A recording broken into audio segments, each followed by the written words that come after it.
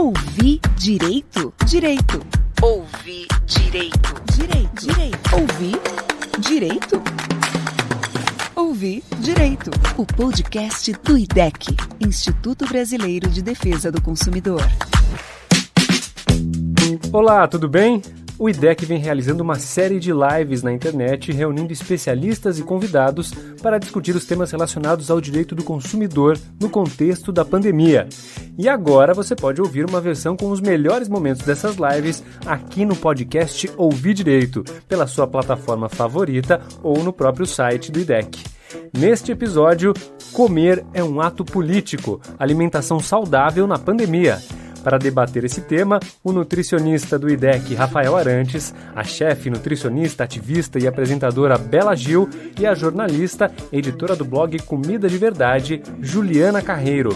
Entre os temas, você vai ficar sabendo mais sobre uma comparação entre os preços dos alimentos ultraprocessados e alimentos in natura e orgânicos, a chamada comida de verdade, e o que está por trás dessa diferença de preços, como resolver o problema da alimentação no Brasil, como encontrar comida de verdade durante a pandemia, o que comprar, como armazenar e como tornar o ato de cozinhar algo mais prático e prazeroso. Rafael, Bela, Juliana, agora é com vocês. O Ouvir Direito está começando. Olá. Olá. Oi, Juliana. Oi, Rafael. Oi, Juliana. Oi, Bela. Gente, eu vou começar com um dado preocupante. A partir de 2026, a alimentação saudável será mais cara do que a não saudável. Ou seja, carnes, frutas, verduras, legumes devem se tornar mais caros do que salsichas, doces e outras guloseimas e ultraprocessados já daqui a 6 anos. A constatação é de uma pesquisa conduzida por um grupo de cientistas brasileiros que mediou e comparou a variação dos preços de 102 tipos de alimentos mais consumidos no Brasil, no período entre 1995 e 2017. As nutricionistas Ana Paula Bortoleto e Laís Amaral Martins, colegas de trabalho do Rafael no IDEC, apoiaram o estudo. Bela, Rafael, por que a comida saudável vai se tornar mais cara do que aquela que a gente chama de porcaria, né? Bom, eu acho que isso tem muito a ver com o estilo de produção, com o nosso sistema alimentar, que hoje, né, visa muito mais o lucro do que realmente a vida ou a questão de matar a fome das pessoas, né? Porque a gente sabe que 70% da comida que chega no nosso prato, né, da comida de verdade, as frutas, legumes, verduras, os cereais, não todos, mas 70% dessa comida vem da agricultura familiar. E a agricultura familiar, infelizmente, não recebe o mesmo incentivo que o agronegócio, né? Que muitas vezes recebe incentivos fiscais para a produção e são, na verdade, produzem, né, cereais para exportação, né, 70% da soja produzida no Brasil vai parar na China para alimentar os porcos,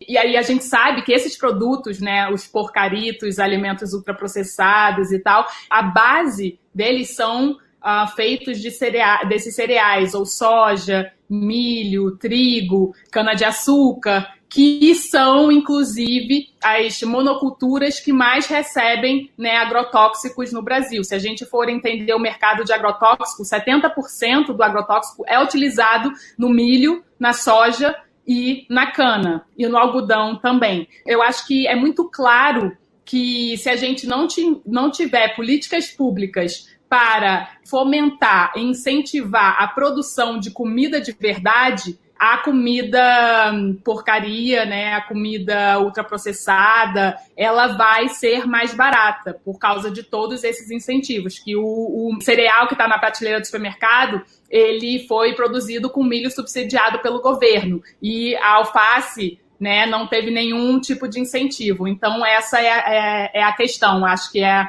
a base assim, da resposta. Mas, enfim, eu acho que, na verdade, não é nem começar do mesmo. A gente precisa taxar os ultraprocessados, a gente precisa não incentivar o consumo desses alimentos, porque a gente sabe que isso causa um grande problema na saúde da população, que no futuro também vai gerar um custo, né, oneroso para o Estado, porque a gente vai ter que cuidar dessas pessoas que vão estar com câncer, diabetes, hipertensão e por aí vai. Então, incentivar a agricultura familiar, a comida de verdade, a produção agroecológica, orgânica, é um investimento que o Estado pode fazer para a sua população.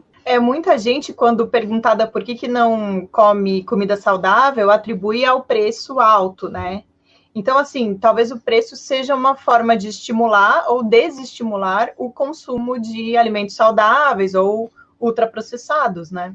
Eu trago 2 exemplos concretos, muito práticos, que a gente tem aqui, trabalha, defende no IDEC junto com outros parceiros, que são, por exemplo, refrigerantes e agrotóxicos, eles recebem isenção fiscal. Isso significa que o Estado brasileiro, isso não é de agora, mas vem historicamente fazendo isso, concede benefícios fiscais, ou seja, todos os cidadãos pagam imposto, seja no imposto de renda, sejam as empresas que recolhem, mas tanto para a indústria de refrigerantes quanto para a de agrotóxicos, eles, na maior parte, não pagam imposto, e no caso dos refrigerantes especificamente, também tem um benefício de crédito para que os refrigerantes sejam produzidos. Então, quando a gente fala de preço de determinados elementos, a gente tem que entender também aquilo que faz com que seja mais caro ou mais barato para as pessoas. E é isso que essa pesquisa que você comentou no início, Juliana, que foi feita em parte por pesquisadores aqui do IDEC, em parceria com pesquisadores de outras universidades, está mostrando que a comida, aquilo que a gente defende como comida de verdade, que é basicamente o arroz, feijão, frutas locais que valorizam a nossa biodiversidade, que valorizam a cultura de determinadas regiões que a gente tem, estão sendo trocadas pelos ultraprocessados, refrigerantes que têm esses subsídios. E a mesma coisa acontece com agrotóxico. Bela, você acha que o preço, aumentar ou abaixar o preço, é uma forma de fazer, sim, com que a população opte por um tipo de alimento ou pelo outro? Com certeza, eu acho que a gente tem algumas coisas que influenciam, né, na compra e na escolha. Eu acho que muita gente hoje está se conscientizando mais sobre aquilo que consome, o impacto, né, principalmente da nossa alimentação, não só na nossa saúde, mas também no meio ambiente, e isso é uma parte da tomada de decisão, porém é uma parte muito ínfima da população. Mesmo pessoas com condições financeiras que podem procurar alimentos mais saudáveis, alimentos orgânicos, muitas vezes preferem comprar alimentos ultraprocessados, preferem consumir fast food, e isso a gente entende também como uma questão cultural, né, estrutural da nossa sociedade, que foi abrindo espaço, né, para essa comida ultraprocessada. Mas, com certeza, o preço, eu acho que é o fator mais determinante para a pessoa poder escolher,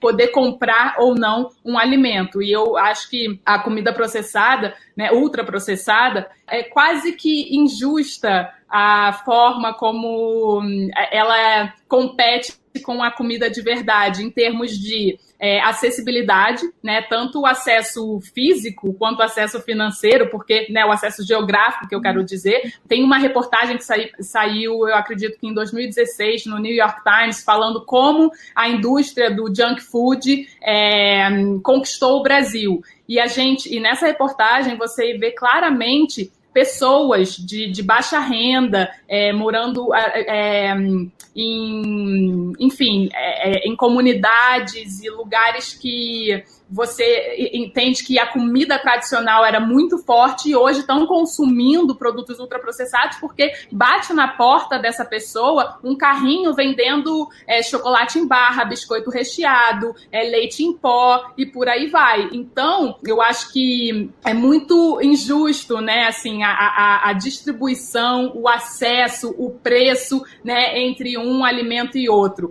E aí a gente entra na questão de que comer é um ato político, porém só é um ato político quando a pessoa pode fazer esse tipo de escolha, né? Quando ela pode escolher. E aí, a pessoa que trabalha muito, tem filho para criar, precisa fazer comida todos os dias, não tem muito dinheiro, o que ela vai escolher? Ela vai escolher fazer arroz e feijão todos os dias para alimentar os filhos? Talvez não, talvez o produto ultraprocessado naquele momento para ela seja mais conveniente. Então, a questão da conveniência, eu acho que é o que faz o consumidor escolher entre um produto e outro. E o preço, ele determina isso também.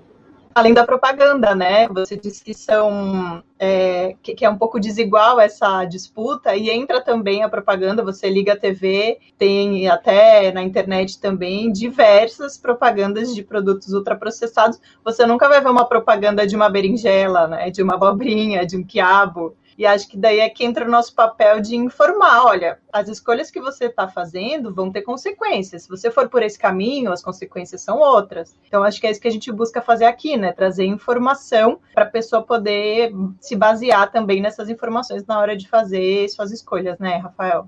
Juliana, esse é um outro elemento muito importante quando a gente está falando aqui dessas estruturas, de que informações chegam até os consumidores, até a população.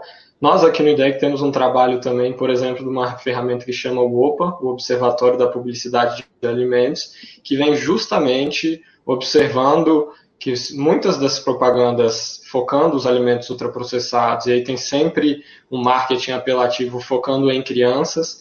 Esse marketing muitas vezes se utiliza de linguagem que é enquadrada como publicidade abusiva ou enganosa, ou que mesmo que não se enquadre nesses termos, são várias questões éticas envolvidas, inclusive de estar pressionando pais, mães, crianças, com uma publicidade voltada para esse público e para crianças que se iniciam cada vez mais buscando esses ultraprocessados, né? E essa questão que a Bela vinha comentando anteriormente, acho que é importante a gente destacar também, né, o outro lado dessa história, no sentido de que bom, né, que as pesquisas indicam que aqui no Brasil a gente ainda come bastante arroz com feijão, a gente tem uma diversidade gigantesca de frutas e preparações. A Bela muito bem sabe disso, né, faz várias preparações, então tem uma aplicação muito prática disso também, de que a comida de verdade ela é prática, ela é acessível, ela é gostosa, ela é saborosa, ela envolve várias outras questões e várias outras dimensões, que não só o aspecto de saúde, que melhora a qualidade de vida das pessoas, mas tem toda uma questão. A gente está, por exemplo, agora entrando em junho, na época junina, né? Então comer é cultura, comer é afeto, comer é identidade de um povo. Então a gente tem que destacar muito isso também, de fazer essa dissociação do que é um marketing, por exemplo, uma família se sentar em torno de uma mesa para endeusar uma garrafa de refrigerante, isso nunca estava posto em culturas. Isso não é um ato de amor, de carinho e de convívio familiar. Um ato de amor e carinho, de convívio familiar relacionado a uma prática alimentar é uma avó que tem uma receita de um bolo e faz junto com a família e senta junto à mesa. É uma goiabada feita no tacho, dependendo da região. Então isso é comida com afeto, é comida com tradição, é comida com cultura. E não sentar em volta de uma mesa para endeusar uma garrafa de refrigerante, como é colocado no marketing, que era justamente o ponto que a gente estava colocando aqui. Ouvir Direito, o podcast do IDEC. Chegou um comentário aqui um pouco sobre o que a Bela falou, dos elementos que fazem com que as pessoas prefiram os ultraprocessados. Um comentário da Jaqueline Rockberg. Ela diz que a falta de habilidade, né, o fato de não saber cozinhar, também pode influenciar nessa escolha, né? Porque a indústria vende muito essa facilidade, né? Exatamente, eu acho que era bem o que eu falei da questão da conveniência, né? O que é conveniente, né? Você abrir um pacotinho e consumir direto do pacotinho assistindo um programa de TV, ou ir para o fogão e cozinhar. E aí as pessoas têm a percepção de que isso também, como o Rafael falou, é muito difícil. Só que vai ser difícil se você não sabe, se você não conhece. Uma vez que você adquire a prática da cozinha, né? Por isso que a educação alimentar, a educação culinária para as crianças é tão importante, porque você inserir a criança num ambiente culinário, na cozinha, o mais cedo possível, isso vai fazer com que ela se sinta completamente confortável com aquele ambiente. Não vai chegar se formando na faculdade sem saber fritar um ovo, sem saber fazer um feijão, sem saber, totalmente assustada com uma panela, com uma água fervendo, com um óleo quente. E eu, com a experiência de um programa de culinária, né, e principalmente um programa de culinária que utiliza não só alimentos convencionais, mas também as punks, né, apresenta maneiras diferentes de se consumir alimentos que são novidades para as pessoas, eu vejo que isso também faz com que as pessoas achem a comida muito mais difícil. Então, vou dar um exemplo clássico, que é a questão do leite de amêndoa, por exemplo. Eu comecei há anos atrás, né, apresentando como fazer alternativas de leites vegetais. Você ferve a amêndoa por 15 minutos, bate com água no liquidificador e coa. É basicamente isso, como se fosse fazer um suco. Mas as pessoas acham muito difícil porque elas não estão acostumadas, não tem esse olhar, né, de leite de amêndoa, já parece algo estranho. Então, a intimidade com a cozinha, né, a intimidade com técnicas, a intimidade com ingredientes vai fazer com que a pessoa se sinta muito mais confortável e muito mais capaz, né, e muito menos desafiada a cozinhar. É o que a minha avó fala. Eu perguntei para ela: vó, quer que eu compre um macarrão? A gente estava em casa, enfim, ela queria fazer... Sabe quando que eu comprei macarrão na minha vida? Nunca! Eu faço em 5 minutos aqui, porque ela tem uma praticidade enorme, né? Então é isso, assim, eu acho que a praticidade, a intimidade, a educação culinária, ela é fundamental para as pessoas não terem medo, e isso vai fazer com que a cozinha se torne algo prático, algo rápido, algo fácil. E prazeroso, né? Porque não, pode se tornar um hobby até, às vezes você pode descobrir um hobby novo.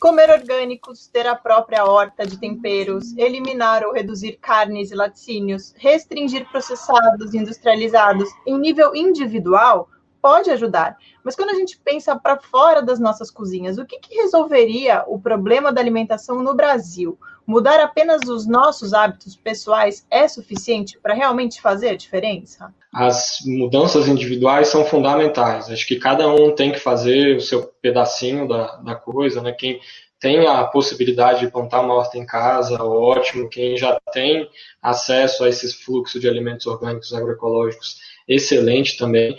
Mas a gente não pode cair no erro, e é isso que muitas vezes o discurso da indústria, que era um pouco do marketing que a gente estava comentando aqui, coloca a responsabilização nas pessoas, nos indivíduos.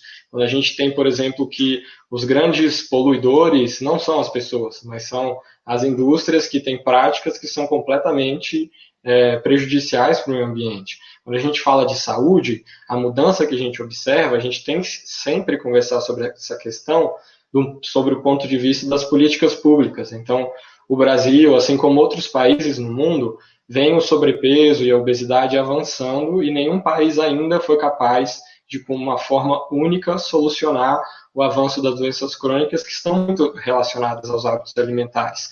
Então, a gente precisa, sim, que as pessoas individualmente adotem escolhas, hábitos alimentares, hábitos de vida que sejam mais saudáveis e mais sustentáveis, mas a gente precisa que o conjunto de medidas, de incentivos e estímulos que a gente tem hoje seja revertido. Tem outro ponto muito importante quando a gente fala de informação: os rótulos dos ultraprocessados que a gente tem hoje aqui no Brasil, eles muito mais destacam essa parte do marketing, do apelo, e que induz muitas vezes não só crianças, mas jovens e adultos ao engano e ao erro, porque a gente não tem informação adequada nos rótulos, com informações de advertência, que destaquem para os consumidores informação sobre os ingredientes que estão lá, como, por exemplo, sal, gordura, açúcar e outros aditivos e conservantes químicos que causam riscos à saúde. Essa é uma luta nossa aqui do IDEC também, que a gente já está há mais de 5 anos apresentando, com apoio da sociedade, diferentes sociedades de defesa do consumidor, de saúde, associações médicas e outras organizações que defendem uma alimentação saudável e adequada, rótulos mais claros e acessíveis, com as advertências, para que a população tenha o direito de saber aquilo que ela está comendo. Mas a gente já está passando por diferentes lugares aqui que a alimentação, ela envolve várias coisas, como a gente falou aqui, envolve prazer, envolve cultura, envolve saúde, mas a alimentação ela é também um direito. É um direito desde 2010 previsto no artigo 6º da nossa Constituição. Então, é também dever do Estado assegurar para toda a população uma alimentação que seja saudável e que seja sustentável. Bom, tudo isso que o Rafael falou é super importante, super relevante. A questão da nossa alimentação, da má alimentação no Brasil, ela é completamente estrutural, né? E ela vem de uma construção de políticas públicas que claramente incentivam muito mais o setor do agronegócio do que o setor da comida de verdade. Então, por uma questão econômica, como se o brasileiro fosse botar no prato na hora da janta o PIB, né? Vamos comer o PIB. Não necessariamente isso é algo que a gente devia estar se preocupando muito, né? A gente devia estar se preocupando realmente com aquilo que importa, que é a comida na mesa do consumidor. Eu acho que também vale ressaltar a cultura, né? Que a gente foi perdendo a tradição da mesa de jantar, a gente foi perdendo a tradição de comer comida vindo da terra, né, alimentos mais naturais, e por uma questão de status, né, para muitas famílias era muito legal você conseguir comprar um refrigerante, era muito legal você conseguir comprar um biscoito recheado, comprar algo diferente, e que no começo era algo eventual, não ia fazer muita diferença na sua saúde, não ia fazer muita diferença, enfim, mas agora virou rotina, né? Então, esses alimentos, eles afastaram o arroz e feijão e entraram, né, roubaram o cenário da alimentação brasileira. E, por último, eu acho que também vale ressaltar que a educação alimentar é uma forma da gente realmente mudar o nosso sistema, né, através das nossas crianças. Então a gente não pode achar que comida de criança é comida porcaria. A gente não pode achar que uma criança que come arroz, feijão e brócolis e frutas e que pede uma fruta de lanche e que prefere beber água do que refrigerante, essa criança é uma criança triste, é uma criança que vai ser revoltada quando crescer, é uma criança que, enfim, não é feliz. Isso não cabe, não dá mais para ser assim, né? A gente precisa entender que comida de criança é comida de verdade também. Eu poderia ficar aqui horas falando só sobre esse assunto, porque eu tenho em casa um rapazinho de 6 anos que só conhece comida de verdade, que não sabe reconhecer um ultraprocessado, que vai comigo, ia na época, antes da pandemia, ao mercado, via todos os personagens que ele gosta nas embalagens e não sabia que aquilo era comida. Até hoje ele não sabe. E tá aí super bem, feliz da vida. Com certeza não dá para falar que ele é um garoto triste. Pelo contrário, super saudável. Só um parênteses. IDEC, Instituto Brasileiro de Defesa do Consumidor. Eu vou começar, Bela, Rafael, vou começar com a Adriane Haumann. A educação alimentar deveria ser mais presente na formação dos profissionais de saúde e dos professores, para formar uma nova geração que saiba fazer escolhas alimentares. O que vocês acham sobre isso, Bela, Rafael? Sem dúvida, acho que o comentário da Adriane é fundamental, né? Acho importante destacar também que a gente tem um acúmulo desse campo da educação alimentar e nutricional aqui no Brasil muito bacana, muito interessante. Existem algumas construções, a gente tem inclusive um marco, chama Marco Dian, voltado para profissionais da saúde, especificamente, inclusive, o Marco de Políticas Públicas em Educação Alimentar e Nutricional. Existiu uma rede também chamada Ideias na Mesa, que muito discutiu sobre esse tema de como fomentar essas trocas, as práticas, e com certeza esse é um tema fundamental na formação profissional, não só dos nutricionistas, mas de profissionais da saúde em geral e da educação também, assim como a educação alimentar e nutricional, ela pode ser aplicada e entendida também pelas pessoas. Então, a educação associada a esse conjunto de medidas que a gente está comentando aqui, na formação profissional, mas também na aplicação prática, é importante e precisa ser dada a condição para esses profissionais também, né? Bom, vamos passar para a próxima pergunta, é do Fulvio Lermano. Ele diz, comida de verdade é fundamental. Um dos desafios é garantir a justa retribuição para quem cultiva a comida de verdade. Então a pergunta é, como garantir a justa retribuição para quem cultiva a comida de verdade? Eu acho que a gente fala muito né, da produção, como a produção no Brasil cresce e tal, como o agronegócio leva o Brasil nas costas e é muito importante para a economia e tudo mais, porém, não necessariamente, como eu falei antes, isso é o que coloca comida no prato das pessoas. A gente sabe que a gente tem uma produção excedente de alimentos, a gente poderia estar alimentando todos os seres humanos, ninguém deveria estar passando fome, não por falta de alimento, porém, a gente desperdiça muitos alimentos, né, em toda a cadeia. A gente muitas vezes também não sabe exatamente como utilizar os alimentos, então tem muita perda também de coisas excedentes que ficam na geladeira e tudo mais, então tem o desperdício, mas o que é mais importante nisso tudo é a não distribuição, né, correta desses alimentos. A comida simplesmente ela não chega na mesa de quem precisa, por questões muito mais políticas do que por questões técnicas. A gente tem todo o aparato para fazer com que a comida chegue na mesa de quem precisa. E aí, a gente precisa entender que antes de tudo, antes da comida estar na prateleira do supermercado, antes dela estar na feira, ela está na terra, ela está crescendo ali na terra. A terra, nesse caso, é um meio de produção. E esse meio de produção, no Brasil, ele é completamente concentrado, né? 1% da população detém 46% das terras no Brasil. O Brasil é o país que tem uma das concentrações mais altas de terra, né? Na mão de poucas pessoas. Então, eu acho que a gente precisa de uma política, de uma reforma agrária, né, urgente, para a gente fazer com que a democratização das terras, né, do acesso à terra, seja algo viável para que a gente também consiga distribuir melhor esses alimentos e fazer com que esses alimentos cheguem na mesa de quem precisa. Então, eu acredito que, respondendo à pergunta, a resposta seria esses dois caminhos, né? A reforma agrária e também a melhor distribuição desses alimentos, que podem vir de diversas formas, inclusive com políticas públicas, como a gente já tem, como o Programa de Aquisição de Alimentos e o Programa Nacional de Alimentação Escolar, que são programas fundamentais, que vem perdendo muita força, e eu acho que a gente precisa simplesmente colocar tudo isso em prática para a gente acabar com o problema de acesso ao alimento no Brasil e no mundo. A gente estava falando um pouco de fome e redistribuição correta, né, dos alimentos. A gente tem um dado aqui, que também é um dado muito triste. Em abril desse ano, o número de pessoas sob risco de morrer de fome em todo o mundo pode ter passado de 130 milhões para 265 milhões. Ao mesmo tempo, a obesidade é um dos elementos que podem agravar a Covid-19. Pessoas com menos de 60 anos com obesidade têm probabilidade de morte bem maior do que as não obesas.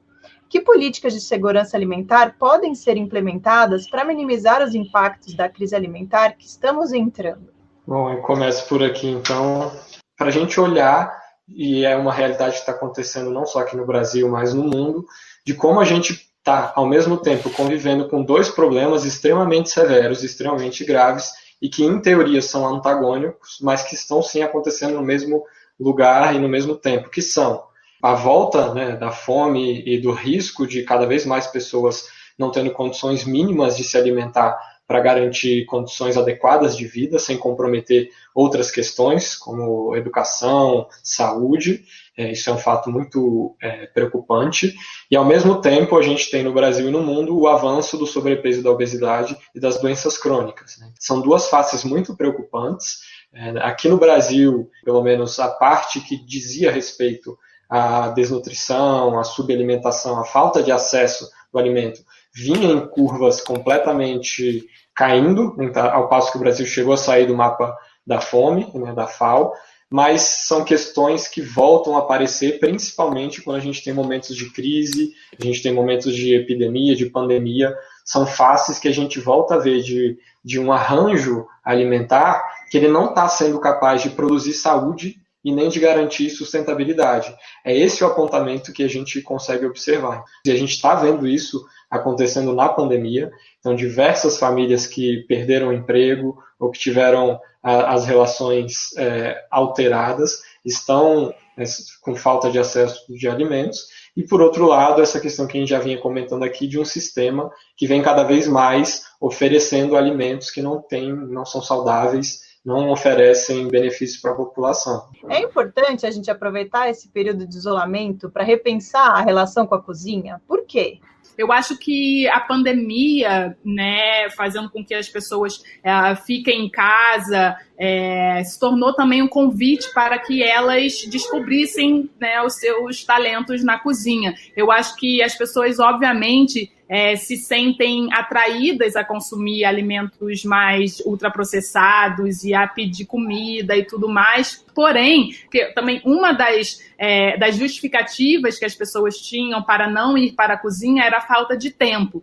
Então, eu acho que essa consequência de ficar em casa, do isolamento social que a pandemia nos trouxe, talvez seja esse convite para, eu vou tirar aqui um tempo para ir para a cozinha, né? Porque talvez isso abra outras portas. Então, se você tem criança em casa e a criança quer comer o biscoito, não compra o biscoito, faz um biscoito. Tem milhões de receitas de biscoito na internet, programas de culinária, né? Informação é o que não falta. Então, eu acho que é um momento, né, super convidativo para você fazer essa transição, para você entender exatamente aquilo que você está comendo. Muitas vezes, né, vou dar uma palestra, eu pergunto, quem é que faz batata frita? Quase ninguém levanta a mão.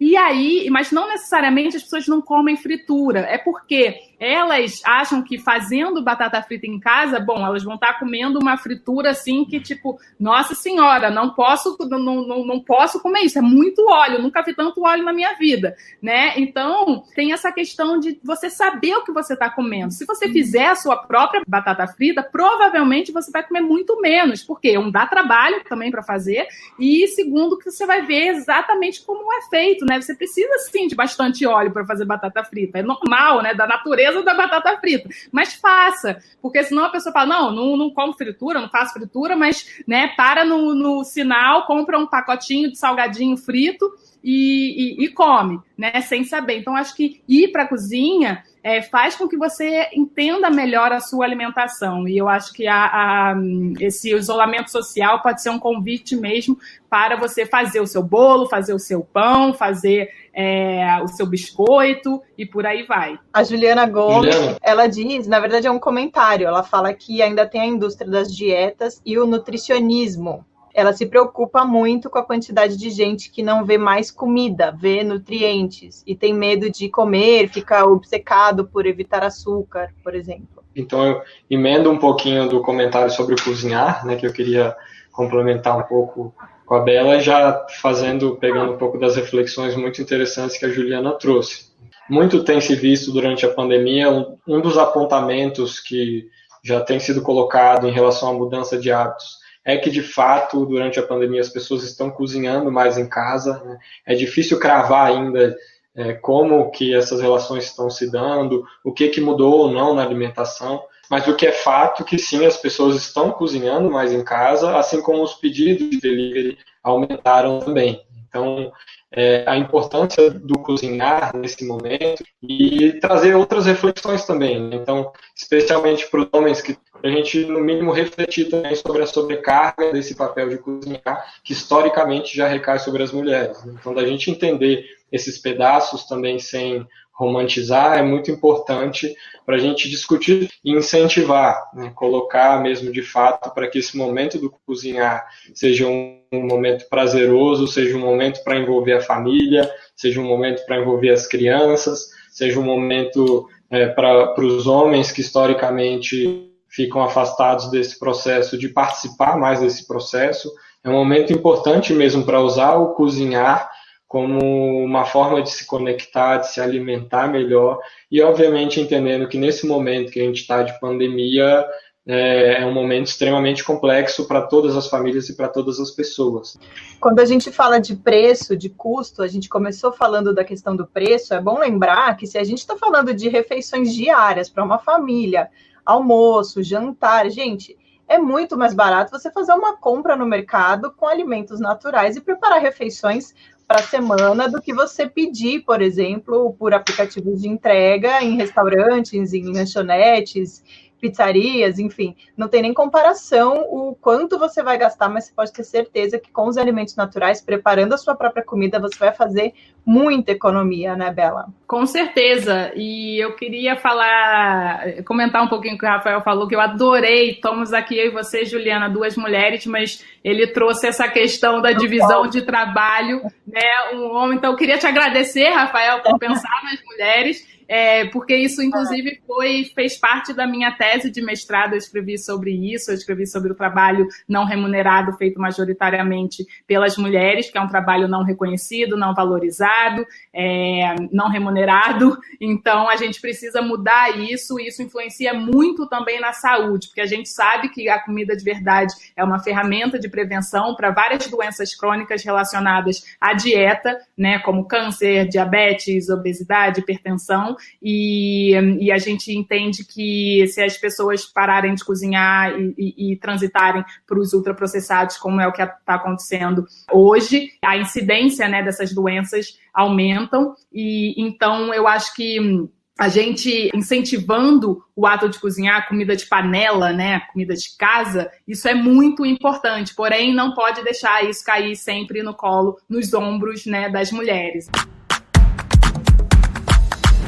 Agora, muita coisa tem gerado dúvida durante a pandemia com relação a o que comprar, eu devo comprar mais coisas, eu devo estocar, o que eu compro, como é que eu armazeno, como é que eu congelo, não preciso congelar, como é que eu higienizo esses produtos.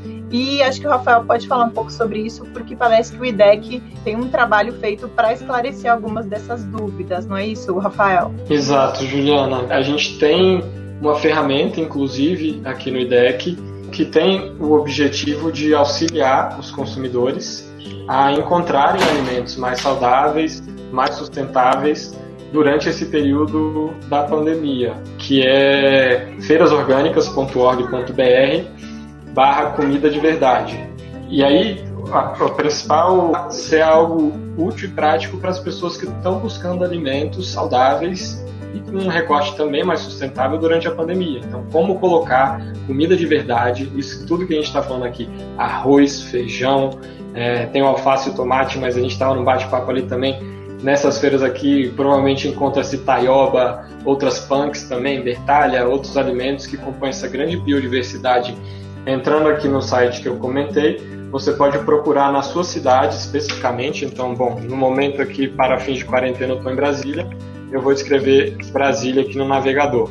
Então, a pessoa escreveu aqui na parte do pesquisar, e aí aparecem diferentes iniciativas para poderem encontrar não só esses alimentos saudáveis, mas também estimular os agricultores familiares, os produtores orgânicos e agroecológicos que têm sido super impactados nesse momento. O Instituto Brasil Orgânico, que a Bela é vice-presidente, está junto nessa aqui também, vários outros parceiros, eu não vou citar o nome de todos porque eu vou acabar caindo no engano de esquecer, mas temos parceiros em várias regiões que estão estimulando e também com outras iniciativas similares a essas para garantir alimento bom, limpo, justo, saudável e sustentável durante o momento de pandemia. Então a dica é, pega os alimentos aqui na plataforma e vai dar uma olhadinha nas receitas da Bela, que com certeza vai ser sucesso. Bela quer complementar? Eu queria falar que eu sou, suspeita, né, para falar dessa ferramenta. Primeiro que eu sou super fã do IDEC já há muitos anos e pelo seu trabalho mesmo em defesa de nós, consumidores, mas essa ferramenta é fundamental e eu tenho divulgado, inclusive, não só nas minhas redes sociais, mas pelo WhatsApp, pessoas que falam assim, Bela, mas pelo amor de Deus, agora onde que você está comprando comida? Eu falo, olha aqui, essa ferramenta é maravilhosa, que você pode usar em qualquer lugar, né, do Brasil. Eu queria só também falar para as pessoas, né, da relevância dos agricultores agroecológicos, familiares, orgânicos, para a nossa alimentação, para a nossa saúde. Então, esse é o momento da gente apoiá-los. Então, se você puder, né, se você tem condições, por favor, compre desses pequenos produtores, entre no site do IDEC, acesse o mapa e vá atrás de um produtor perto de você, que a conveniência, muitas vezes, nesse caso, é muito maior, porque a comida chega na sua casa, diretamente na sua casa. E isso também, agora, em relação à pandemia, faz com que a gente se sinta muito mais seguro, porque a comida vinda direto do produtor, a gente sabe que passou por menos mãos, né? É um produto que saiu direto de uma propriedade e chegou diretamente na nossa casa. A chance daquilo estar contaminado é muito menor. Obviamente, a gente tem que tomar todas as providências de higienização e tudo mais, mas pense que também é um alimento mais seguro para você nesse momento, até porque alimento sem veneno a gente sabe que é muito melhor para o sistema imunológico, que é a ferramenta que a gente tem para combater esse vírus hoje. Mas eu queria dizer também, só dar algumas dicas rápidas para as pessoas que, como você falou, Juliana, tem, enfim, perguntas em relação a como preparar os alimentos e tal, o que fazer para tudo ser mais produtivo em casa. Bom, vou dar 3 dicas assim básicas. Primeiro, eu sempre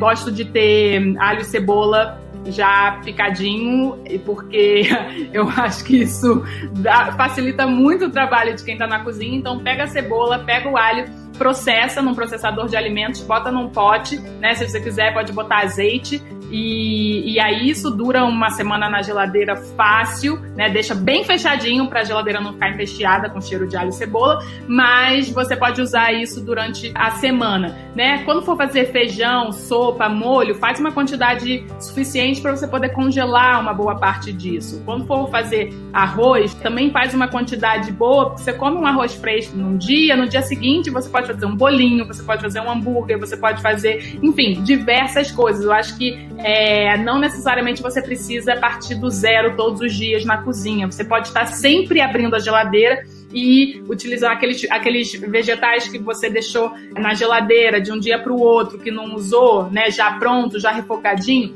Faz um bolinho de arroz com eles, por exemplo. Então, enfim, acho que a dica é essa.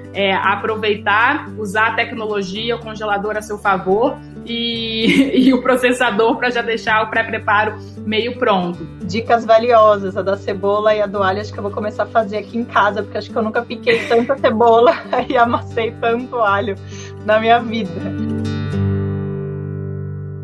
Eu vou fazer um comentário aqui que, na verdade, é da Ana Gali, que mandou pra gente. Ela fala de outra questão relacionada à comida, que é a questão afetiva. Achei muito legal. Ela disse que as nutricionistas do hospital, onde o pai dela ficou internado, perguntavam para ele qual a comida que te lembra a infância e o que sua mãe fazia que te deixava feliz. E vinha no cardápio. Ela disse que ato de amor. Legal, né? Bonitinho. Tem um outro comentário aqui da Isabela Cury Coutinho. Ela diz, infelizmente, a realidade é que o direito à alimentação é um direito fundamental previsto na Constituição, mas totalmente esquecido. O maior problema é como efetivá-lo dentro da perspectiva da segurança alimentar. Eu vou fazer a última pergunta, já peço para vocês responderem e já emendarem com o encerramento de vocês, tá bom? A pergunta é da Joana Macedo. Ela diz, sei que é difícil, mas qual caminho vocês acham que podemos seguir no sentido de pressionar o Estado para que ele forneça incentivos para a agroecologia e a produção de alimentos orgânicos? Bom, eu acho que 2 caminhos, né? Comprando, né, desses agricultores, comprando esses alimentos, porque eu acho que a gente fomentar essa economia, obviamente, vai, né, abrir o olho das pessoas para isso.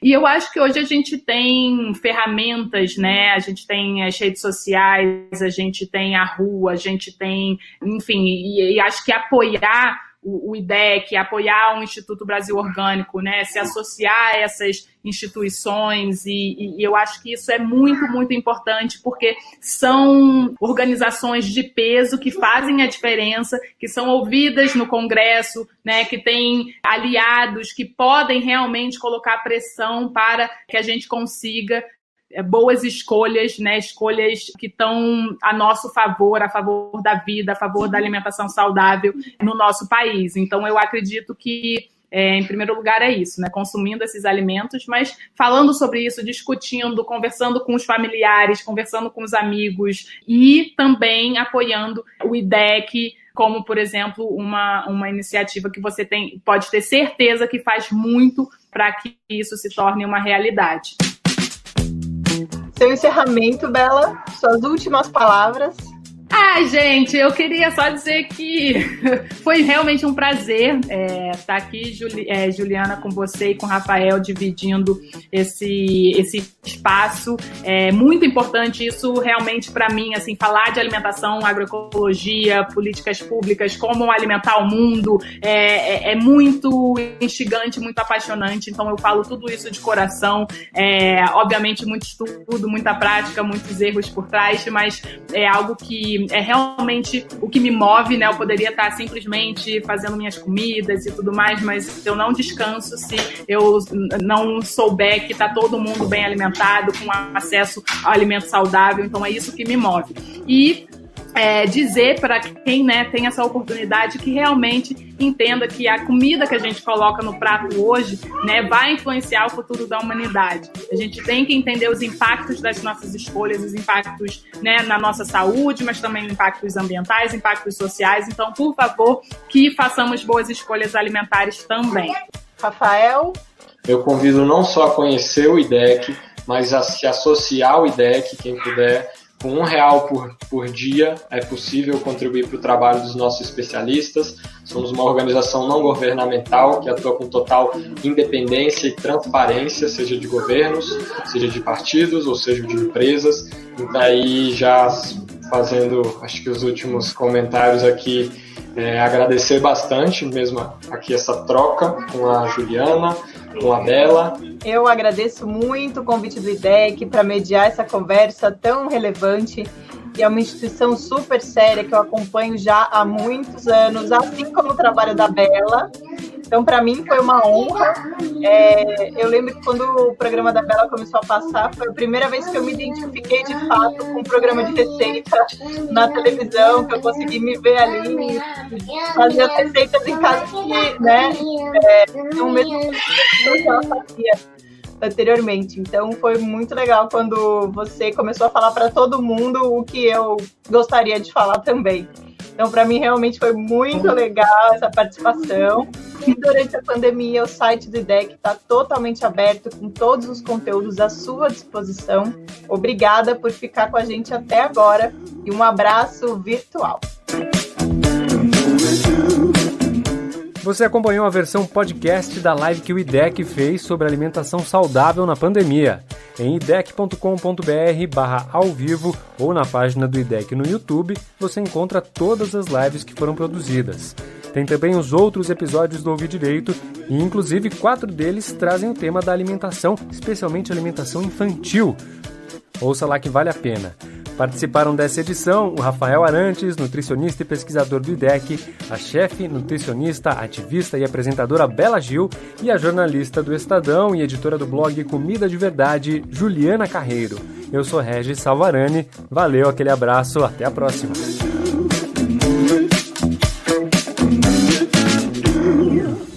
Ouvi direito? Direito.